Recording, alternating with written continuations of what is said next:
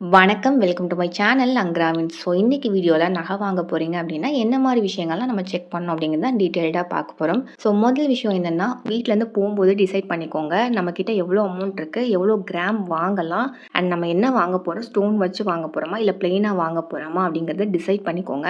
ஏன்னா அங்க போனதுக்கப்புறம் பார்த்தீங்கன்னா, டைமண்ட் வாங்கிக்கோங்க, ஆன்டிக் வாங்கிக்கோங்க அப்படின்னு சொல்லிட்டு நம்மகிட்ட வந்து பயங்கரமா பிரெயின் வாஷ் பண்ணி சேல் பண்ணிடுவாங்க. அதுக்கப்புறம் நமக்கு வீட்டுக்கு வந்ததுக்கப்புறம் சுத்தமா பிடிக்கவே பிடிக்காது. அதனால ரொம்பவே வந்து வீட்லயே வந்து டிசைட் பண்ணிடுங்க. நம்ம என்ன வாங்க போறோம் அப்படின்னு சொல்லிட்டு, அங்க போய் வந்து அத காம்ப்ரமைஸே பண்ணிக்காதீங்க. ஸோ இது வந்து ரொம்ப ரொம்ப இம்பார்ட்டன்ட்டான பாயிண்ட்டு. ஏன்னா நெறைய பேர் இதில தான் வந்து நம்ம மிஸ் பண்ணிடுவோம். அங்க போனதுக்கப்புறம் அவங்களோட ஏதாவது வந்து அவங்க சேல் பண்ணணும்னு நெனைக்கிறத நம்மகிட்ட சேல் பண்ணிடுவாங்க. ஸோ அதில வந்து நம்ம ரொம்பவே தெளிவா இருக்கணும். நீங்க வாங்குற நகையில ஸ்டோன் இருக்கா அப்படிங்கிறத பார்த்துக்கோங்க. ஸ்டோன் இருக்கு அப்படின்னா, அந்த ஸ்டோனோட வெயிட்ட மைனஸ் பண்ணிட்டு, பேலன்ஸ் வெயிட்டுக்கு கோல்ட் ரேட் போடுறாங்களா அப்படிங்கிறத செக் பண்ணிக்கோங்க. ஏன்னா நெறைய கடைகள்ல என்ன பண்றாங்கன்னா, ஸ்டோனோட வெயிட்டையும் சேர்த்து உங்களுக்கு கோல்ட் ரேட்டே போடுறாங்க. அதனால இது நம்ம கண்டிப்பா செக் பண்ணிக்கணும். 2வது நீங்க நெறைய ஸ்டோன் இருக்க மாரி நகை வாங்குறீங்க அப்படின்னா, எல்லா ஸ்டோனுமே கரெக்ட்டா இருக்கா அப்படிங்கிறத செக் பண்ணிக்கோங்க. சம்டைம்ஸ் இப்போ இயரிங்லாம் வாங்குறீங்கன்னு வச்சுக்கோங்களேன், சைட்லலாம் வந்து இப்போ சின்னதா ஒரு ஒயிட் ஸ்டோன் இருக்கு அப்படின்னா, நமக்கு தெரியவே தெரியாது கீழ விழுந்ததுன்னா. அதனால கரெக்ட்டா எல்லா ஸ்டோனும் இருக்கா அப்படிங்கிறத செக் பண்ணிக்கோங்க. அடுத்ததா உங்களோட நகையில டேமேஜ் எதுவும் இருக்கா அப்படிங்கிறத பார்த்துக்கோங்க. ஜாயிண்ட்ஸ்லாம் இருக்கும் இல்லையா? அதெல்லாம் வந்து கரெக்ட்டா இருக்கான்னு பார்த்துக்கோங்க. நம்ம சுத்தி முத்தி பார்த்தோம் அப்படின்னா, அங்க சேல் பண்றவங்க ஒரு மாரி தான் பார்ப்பாங்க. பட் அதெல்லாம் கண்டுக்காதீங்க.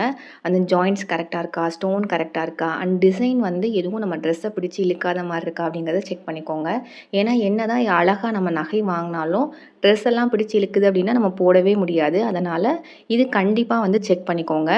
அடுத்ததா பார்த்தீங்கன்னா, இயரிங்ஸ்லாம் வாங்குறீங்க அப்படின்னா, அதோட திருகாணி வந்து கரெக்ட்டா இருக்கா அப்படிங்கிறத வந்து 2 இயரிங்லயுமே வந்து செக் பண்ணி பார்த்துருங்க. அடுத்ததா நீங்க நகைய ஃபைனலைஸ் பண்ணதுக்கப்புறம், இது 916 தானா அப்படிங்கிறத இன்னொரு தடவ வந்து கன்ஃபார்ம் பண்ணிக்கோங்க. ஏன்னா, எனக்கு ஒரு எக்ஸ்பீரியன்ஸ் நடந்தது. நான் டிசைன் பிடிக்கலன்னு அப்படியே வேற வேற பார்த்துட்டே இருக்கும்போது, நெறைய பாக்ஸஸ் எடுத்து காட்டிட்டே இருக்காங்க. அப்போ வந்து ஒரு டிசைன் எனக்கு ரொம்ப பிடிச்சிருந்துச்சு. சரி வாங்கிக்கலாம்னு முடிவு பண்ணிட்டேன். அதுக்கப்புறம் எதார்த்தமா வந்து இது 916 தானே அப்படின்னு கேட்கும்போது, இல்ல இது வந்து 18 கேரட் அப்படின்னாங்க. ஸோ, அதனால எப்போதுமே நீங்க வாங்குற நகை வந்து நீங்க செலக்ட் பண்ணதுக்கப்புறம் கன்ஃபார்ம் பண்ணிக்கோங்க. 916 தானா அப்படிங்கிறத கன்ஃபார்ம் பண்ணிக்கோங்க. அண்ட் வந்து முன்னாடியே சொல்லிடுங்க. டிசைன் காட்டும்போதே சொல்லிடுங்க. எனக்கு 916 மட்டும் காட்டுங்க அப்படின்னு சொல்லிடுங்க. அண்ட் மோஸ்ட்டா வந்து இந்த சின்ன ஷாப்புங்கள்ல வந்து பர்ச்சேஸே பண்ணவே பண்ணாதீங்க. ஏன்னா எனக்கு ஒரு டைம் வந்து நான் ஒரு 1 கிராம்க்கு கம்மியா தான் வந்து ஒரு இயரிங் பர்ச்சேஸ் பண்ணியிருந்தேன். அது வந்து 916 தான் நான் ஃபர்ஸ்ட்டு சொல்லும்போது சொன்னேன். எனக்கு 916ஆ காட்டுங்கன்னு சொல்லி தான் சொல்லியிருந்தேன். பட் பார்த்தீங்கன்னா, எனக்கு வந்து 60% தான் பியூரிட்டி இருக்கிற மாரி 2 இயரிங் ஆக்சுவலா 2ம் சேர்த்து பார்த்தீங்கன்னா 1 கிராம் கிட்ட வரும். அது மாதிரி என்கிட்ட வந்து சேல் பண்ணிட்டாங்க. ஸோ, அது எனக்கு ரொம்பவே பெரிய டிசப்பாயின்ட்மெண்ட்டா இருந்தது.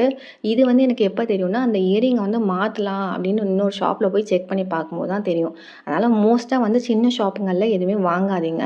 அண்ட் நீங்க வாங்குற ஷாப்ல வந்து 916 தானா அப்படிங்கிறத வந்து கன்ஃபார்ம் பண்ணிக்கோங்க. ஓகேங்களா? அடுத்ததா நீங்க நகைய பில் போடுறதுக்கு முன்னாடி கண்டிப்பா வெயிட் போட்டு காட்ட சொல்லுங்க. அந்த டேக்ல இருக்க வெயிட் கரெக்ட்டா இருக்கா அப்படிங்கிறத வந்து செக் பண்ணிக்கோங்க. இது கண்டிப்பா பண்ணுங்க. நெறைய ஷாப்ஸ்ல வந்து அத பண்றதே கிடையாது. ஸோ வந்து கண்டிப்பா வெயிட் போட்டு பாருங்க. அடுத்ததா வந்து பில் வந்து உங்களுக்கு நீங்க வாங்குனதுக்கப்புறம் அந்த பில்ல வந்து உங்களுக்கு குடுத்துருக்காங்களா அப்படிங்கிறதையும் செக் பண்ணிக்கோங்க. அண்ட் ப்ராடக்ட் வந்து கரெக்ட்டா தான் வந்து வச்சிருக்காங்களா அப்படிங்கிறதையும் பார்த்துக்கோங்க. ஃபைனலா பார்த்தீங்கன்னா, வேஸ்டேஜ் வந்து உங்களுக்கு கரெக்ட்டா போட்டிருக்காங்களா அப்படிங்கிறத செக் பண்ணிக்கோங்க. மினிமம் வேஸ்டேஜ்ன்னு பார்த்தீங்கன்னா 3%லேருந்து மேக்ஸிமம் வேஸ்டேஜ் அப்படிங்கிறது 15% வரைக்கும் தான். அதுக்கு மேல வந்து எந்த நகைக்குமே வந்து வேஸ்டேஜ் குடுத்து பர்ச்சேஸ் பண்ணாதீங்க. அதுக்கு மேல சொல்றாங்க அப்படின்னா குறைச்சு பேசுங்க. எனக்கு கம்மியா குடுங்க, டிஸ்கவுண்ட் ஏதாவது பண்ணுங்கன்னு சொல்லிட்டு கேளுங்க. அண்ட் வேஸ்டேஜ் வந்து எப்படி கால்குலேட் பண்ணணும் அப்படிங்கிறதையும் வந்து தெரிஞ்சுக்கோங்க. நான் லாஸ்ட்டா அந்த வீடியோட எண்ட்ல வந்து சொல்றேன். அண்ட் மேக்கிங் சார்ஜஸ் வந்து மோஸ்ட் ஆஃப் த ஷாப்ல கோல்டுக்கு வந்து இப்போ மேக்கிங் சார்ஜஸ் போடுறதே கிடையாது.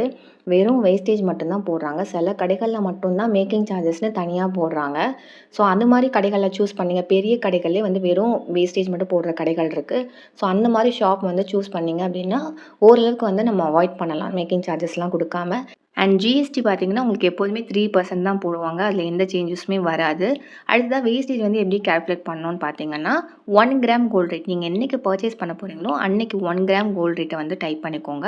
அடுத்ததா இன்டூ போட்டு நீங்க வாங்குன நகையோட வெயிட்ட வந்து அப்படியே போட்டுக்கோங்க. சப்போஸ் நீங்க வாங்குன நகை வந்து 8 கிராம் இருக்கு அப்படின்னா 8ன்னு போட்டுக்கோங்க.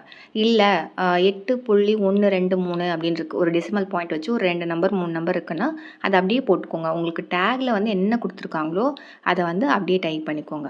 அடுத்ததா இன்ட்டு போட்டுட்டு உங்களுக்கு வேஸ்டேஜ் எத்தனை பெர்சன்ட் சொல்கிறாங்களோ அதை அப்படியே போட்டுக்கோங்க. ஃபார் எக்ஸாம்பிள் வந்து 12% சொல்கிறாங்க அப்படின்னா 12 போட்டு பெர்சன்டேஜ் சிம்பல் போட்டிங்க அப்படின்னா உங்களுக்கு எவ்வளோ அமௌண்ட் நீங்கள் வேஸ்டேஜாக கொடுக்கணும் அப்படிங்கிறது தெரிஞ்சிடும். கோல்டு ரிலேட்டடான கால்குலேஷன் பற்றி நீங்கள் இன்னுமே டீட்டெயில்டாக தெரிஞ்சுக்கணும் அப்படின்னா நான் ஆல்ரெடி வந்து வீடியோஸில் வந்து கால்குலேட் எப்படி பண்ணணும் அப்படிங்கிறது கொடுத்துருக்கேன். அதோட லிங்க் வந்து நான் வந்து டிஸ்கிரிப்ஷன் பாக்ஸில் கொடுக்குறேன், செக் பண்ணி பார்த்துக்கோங்க. இந்த வீடியோ உங்களுக்கு யூஸ்ஃபுல்லாக இருந்தது அப்படின்னா சேனலை சப்ஸ்கிரைப் பண்ணுங்கள், லைக் பண்ணுங்கள், ஷேர் பண்ணுங்கள். வீடியோ பற்றின கருத்துக்களை கண்டிப்பாக கமெண்ட் பண்ணுங்கள். நன்றி.